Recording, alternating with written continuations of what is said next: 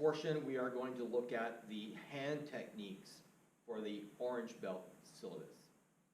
The first technique we're going to talk about is a forearm strike to the chest. Now, once again, we have 3 different ranges that we need to be thinking about. So in our yellow belt syllabus, we talked about our jab and cross, which would be our long range striking, our long range weapons. We talked about elbow strikes, where we are close. This time we're going to talk about mid-range, which is going to be our forearm strikes. Now, one of the things I want you to think about when you're delivering your forearm strikes is to keep the elbows close to the body. So if I deliver a forearm strike away from the body this way, where my elbow is away from the body, this portion is going to be weak. This is just going to basically be springing off the person. What I want you to think about is keeping the hands in, so we are in our defensive stance. Our elbows are tucked into the side of our rib cage, right? We're in kind of a compliant or a submissive kind of position from this position here. And I want you to think that your forearm strikes are going to come on a 45-degree angle across the body this way. If you're practicing in a gi, well, where the seams of your jacket are. So again, keeping my hands up, the power is going to be generated from the hip and the shoulder and elbow this way. So not extending, but I'm in close and driving through this way here. Now, a little added spice as part of this technique is going to be a little bit of a elbow down here at the solar plexus. So again, not just kind of thinking here, but close and driving through this way. Same thing with the front hand from this position, from this position. 1 and 2. 1 and 2. Now we could also use those forearm strikes if we were blocking a punch and then coming through and striking on that arm, or if I'm blocking a strike to the outside and I'm coming through and delivering that forearm strike to break the arm or break the elbow. So once again, making sure that the elbows are fused to the side of the body, hip, shoulder, arm, and a little bit of a pop of the elbow into the solar plexus. So our forearm strikes to the chest. Forearm strikes to the brachial plexus. The brachial plexus is located right below the ear along the side of the neck. And that is another one of our pressure point striking areas. We're going to strike with the outside of the forearm. And there is one on this side and one on the opposite side. Now, we're going to be in our defensive stance as we were before. Now, once again, this could be maybe somebody is grabbing and we're striking, or blocking and striking to the side of the neck, to the brachial plexus. And I want you to think about is that time on target. So don't strike and pull your strike off right away. We're going to strike and leave it on for 3/4 of a second. We go back to our yellow belt footwork. We had one technique where we were sidestepping or stepping to the side. So if I'm going to be stepping to the right, I'm slightly going to move my foot, my rear foot, my right foot to the right and strike this way.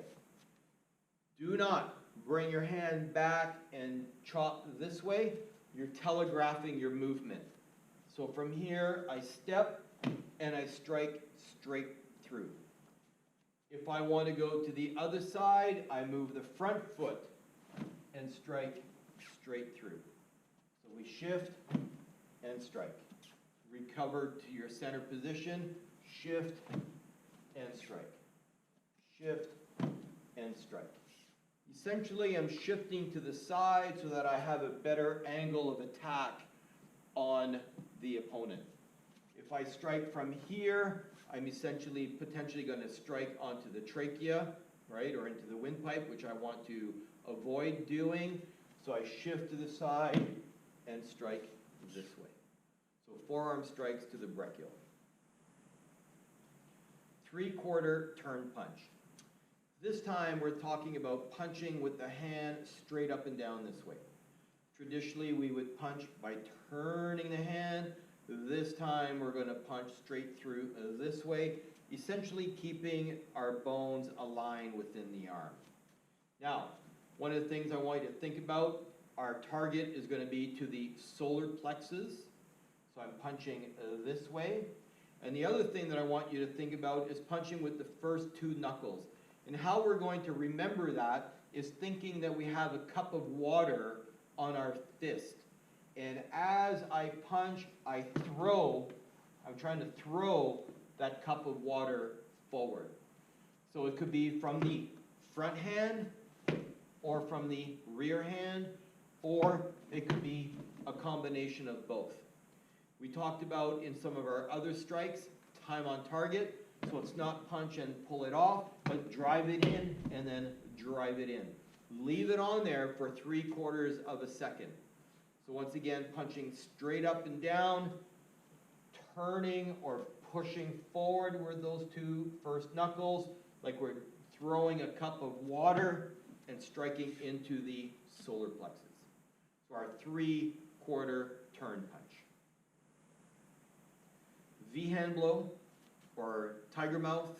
There's a couple of tiger claw, a few different terms for this strike. So moving back to our defensive stance this way here. Again, commonality of technique. We've talked about a jab and an open hand strike. This time our hand is going to come out and forming a V this way.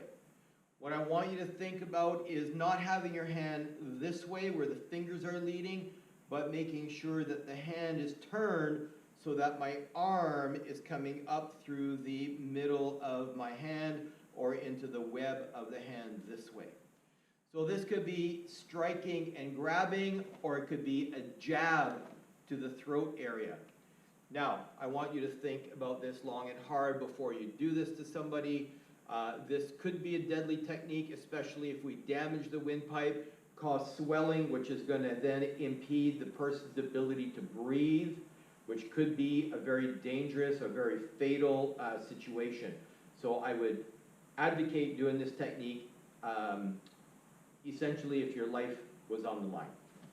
So once again, from here, we turn and strike, or with the rear hand, turning the hip and the shoulder, making sure that we pivot on that rear foot.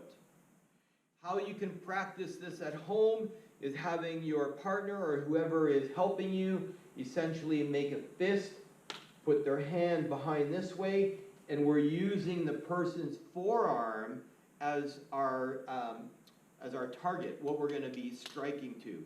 So if I was holding my arm out this way, and then my partner is striking to the arm this way, basically replicating the throat area. So a V hand blow. Bottom fist. So this time we are delivering a downward strike using the bottom of the fist, or hammer fist. Again, a few different terms for this strike. So from our defensive stance, my elbow, my hand is going to come up. If you remember our knife hand strike, we're going to bring our hand up this way and drive through. Here. Elbow, down. Elbow up, down. One way to add extra drive, extra power into this is by sinking the knees into your strike. Here. Bottom fist.